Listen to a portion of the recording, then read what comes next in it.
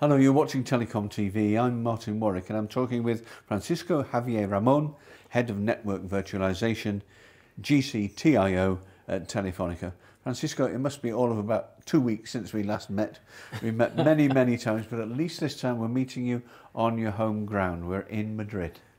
So you can get home easily from this when it's over. Yeah. Right, let's begin with this one, a nice easy one to start with.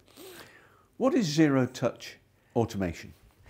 Well, I think that it's a box of many things, but essentially is a way that we perceive that should be the operation of the future of the network, where there shouldn't be recurring tasks that are error prone, and that we take on a per case basis. What all this new wave of automation, what is trying to bring is common procedures to do a variety of tasks that look alike but are not exactly the same today, but could be somehow normalized. And it's not only that, but also to do it then in combination, so you can combine several tasks and make something bigger, something more complex, and still make it replicable without human intervention. So that is the ultimate goal of that. So you can define it more by its objectives today than for a specific set of techniques that they're part of the toolbox, but probably it's not an exhaustive list today. Thank you. Okay.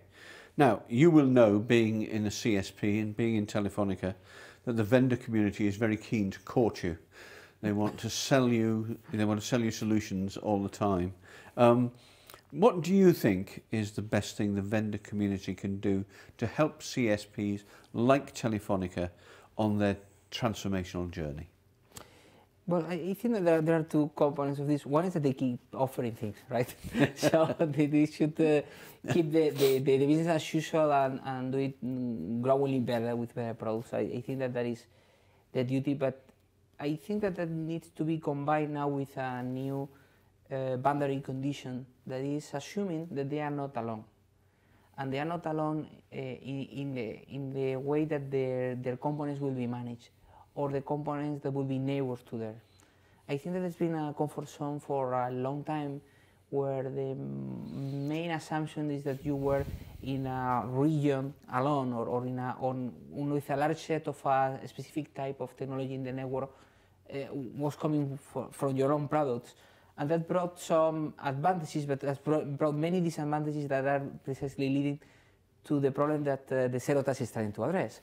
So my recommendation here is that, I mean, in this environment, if you want to be of help in this business that I truly believe that they want, is that they should change gradually the mindset to an environment where they will see their products managed by another, and the other way around. And not only that, but also in a combination with a set of products that are around there, and they need to be combined successfully. I think that it is essential to survive. Whichever vendors who do that the best are likely to win this battle. Another question about automation, Francisco. How will automation help CSPs provide their customers with the best possible quality of experience? Well, I think that there are many components of this. I mean, you can do things properly with pure human intervention if you want. I mean, there are many present in this industry to show that. The question is not about delivering the best combination of technologies and the best combination of technologies or the best services, but also being able to iterate quickly there and try to and being in a position of doing things fast and trying to fail fast as well. So that will allow you to be braver in the things that you are trying. So I think that is the key now. If you have the ability to automate the task because you have normalized the way to deploy a new service, for instance, that is the way that you could try several options so you can sense what is the actual degree of acceptance by the final customers. So you can be braver and you can test more and you can be selective. Otherwise, you are trying to get the right service and plan for it from the very beginning. While in a world like ours, in the 21st century, it's not that clear that everyone will like the services that you have conceived. Weeks ago, when we were in Mobile World Congress, I mean, the recurring question was, what are the use cases that will sustain 5G? To be honest, no one really knows, because no one really knew what were the use cases that justify 3G. If you see at the beginning what were the use cases that were thought that will justify 3G, today most of them will look ridiculous, right? But still, we deployed 3G and customers figure out how to use it because it was useful. Here we need to give a step forward on that journey and being able to iterate with a wider catalog of things. You mentioned 5G, we mentioned 3G. We've all been looking a long time, and as you say, that much of the emphasis in Barcelona Mobile World Congress this year was on 5G and it being ready for use. The hype cycle, the hype around 5G is really swirling now. There's a lot of it, and it's hard to tell fact from fiction. But when it comes to preparing for 5G, proper 5G, as Telefonica is going to provide to its base, how important is automation in facilitating that? Well, it's essential, I would say. I mean, there are some new ingredients in the 5G recipe that we did not have in the past. Of course, we have, I mean, more density. I mean, you have that with new generations of mobile technologies always, but also you have the ability to fine-tune different ways of transporting, right? So you can optimize for throughput, of course, but also you can optimize for latency, you can optimize for signaling an amount of devices, and you can be now quite prescriptive in how do you select that optimization in different barriers that are actually the network slices, right? That has deep implications because it's not only a change in the radio technologies, but in the way that you could provision end-to-end the new services. And here comes the zero touch again. I mean, if you are able to orchestrate those elements together and stitch together the services, is way more convenient. And here, you've probably seen in the presentations that the different people from Telefonica, in this case, are giving in this conference.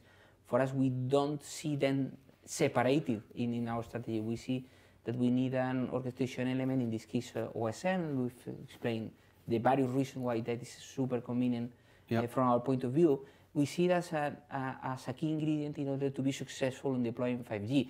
Not the radio technologies, of course they will be there, but if you want to get the most in terms of business and the agility that you are looking for and exploiting the different capabilities in a manner that you can operate at scale, then you need to take into account that different type of operation.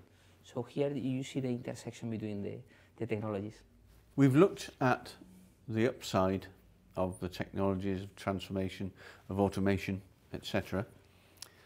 The other side of the coin is the operational and cultural challenges that CSPs will face as a result of these new technologies and changes. What do you think within Telefonica are the key challenges in automating functions within the network? I think that there are several. Probably we are not a different service provider than others in that respect. But I mean, the situation is the following: you have a tool set that already works to operate the network, so why change it? And now you have a new tool set, apparently more convenient, that is untested at scale. Yep. So, when do you decide to make that transition? You can do it overnight, and also you need to build confidence that you can build it from one day to another. Systems, and particularly software, fails, and the more than you test it, the more than you discover things that do not work, and then you can have the opportunity to solve it. But it's a transition, and it's never been easy in technology, right? Here you have the same, but with the comparison of something that apparently does not add any new functionality, that the end customer will not see the result until it doesn't see it in combination with a set of factors, a set of technologies that you are enabling right after, because that puts you in a different position. So that is an investment that requires a leap of faith somehow. and that's at all levels, not only at management level or at the engineering level. You have many levels in the middle that need to be not only be convinced, but the environment needs to convince them by the fact that they see that the new tooling works, and gradually they see that they can rely on it. And it's a journey, because we will discover things that we do not like and we need to fix. The same has happened with, by the way, with all the transformation in the technologies. I mean, the transformation from ATM, the transition to IP, had the same type of challenges. It was a leap of faith. There were many things that did not work at first, but we still went through them, and finally the result has been obviously beneficial for everyone. So I see that the same type of challenges we'll find in this journey.